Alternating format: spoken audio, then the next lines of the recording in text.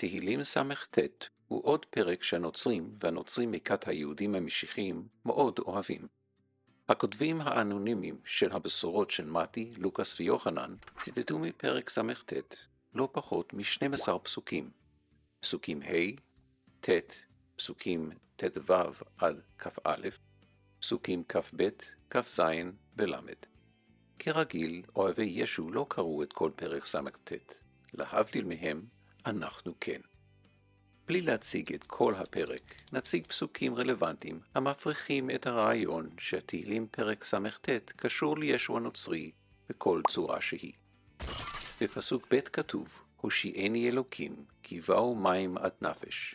אם ישו היה אלוקים בהתגלמותו, כפי שהמאמינים בו אומרים, איך ייתכן שהוא יבקש עזרה מאלוקים? בפסוק ד' כתוב, הגעתי וקראי, ניחר גרוני, כלו עיניי, מייחל אלוקיי. ברור מכאן שכותב הפרק מתייחס לאלוקים כדבר נפרד ממנו. הרי אם כותב הפרק הוא אלוקים בהתגלמותו, אין היגיון שהוא יקרא לו. בפסוק ו' כתוב, אלוהים אתה ידעת לאיוולתי, והשמותיי ממך לא נכחדו.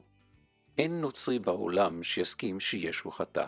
בעיני מאמיניו הוא אדם מושלם. אם כן, איך ייתכן שאיוולתו ואשמותיו ידועים ולא נתחדים לפני בורא העולם? בלוקאס פרק 8, פסוקים 19 ו-20 כתוב, אז באו אליו אמו ואחיו, ולא יכלו לגשת אליו בגלל ההמון. הודיעו לו, אמך ואחיך עומדים בחוץ, והם חפצים לראותך. לעומת זאת, בתהילים ס"ט פסוק ט' כתוב, מוזר הייתי לאחי ונוכרי לבני אמי. נו, איך פרק זה קשור? בכלל לא. בפסוק י"א כתוב, ואבכה ועצום נפשי, ותהי לחרפות לי.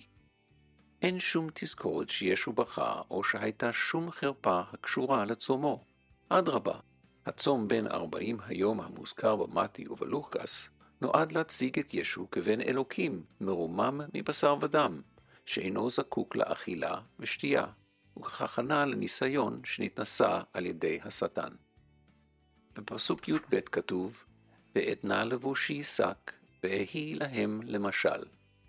גם כאן אין שום תזכור בברית החדשה לכך שישו לבש שק. בפסוקים י"ד עד י"ט, הכותב מבקש מאלוקיו הצלה ורחמים.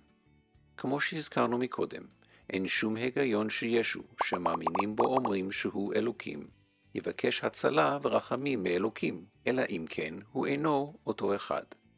בפסוק כ"ב כתוב, ויתנו בברותי ראש, ולצמאי ישקוני חומץ.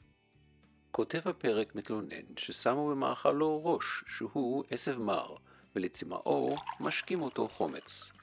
בברית החדשה אין תזכור ששמו במאכל של ישו דבר מר, ובמקום היחיד שהשקעו חומץ הוא כבר היה תלוי על הצלב, כך שלא היה ביכולתו לכתוב או לומר דבר דומה למה שכתוב בפסוק כ"ב. בפסוקים כ"ג עד כ"ט, הכותב מבקש מאלוקים להעניש את אויביו בעונשים קשים. מעניין שחוץ מפסוק כ"ז המספר רק על היותו של כותב של הפרק נרדף, יתר הפסוקים כלל לא מוזכרים בברית החדשה. בפסוק ל' כתוב, ואני עני וכואב, ישועתך אלוקים תסגבני. שוב, אם ישו הוא אלוקים, הישועה אמורה לבוא ממנו, הרי אלוקים איננו זקוק לישועה מאלוקים. בפסוק ל"א כתוב, אהללה שם אלוהים בשיר, ואגדלנו ותודה. ושוב, אין שום תזכור בברית החדשה שישו הנוצרי הביא קורבן תודה. בפסוק הבא, כותב הפרק מזכיר את קורבנו. קורבן שישו לעולם לא הביא, כך. ותיטב להשם מישור פר, מקרין, מפריס. אין מה להוסיף. לסיכום, תהילים פרק ס"ט לא מדבר על ישו הנוצרי כלל וכלל. הדבר הרלוונטי היחיד שקשור לנוצרים שאפשר להוכיח ממנו הוא שהנוצרים מומחים באי הבנת הנקרא ובהוצאת פסוקים מהקשרם.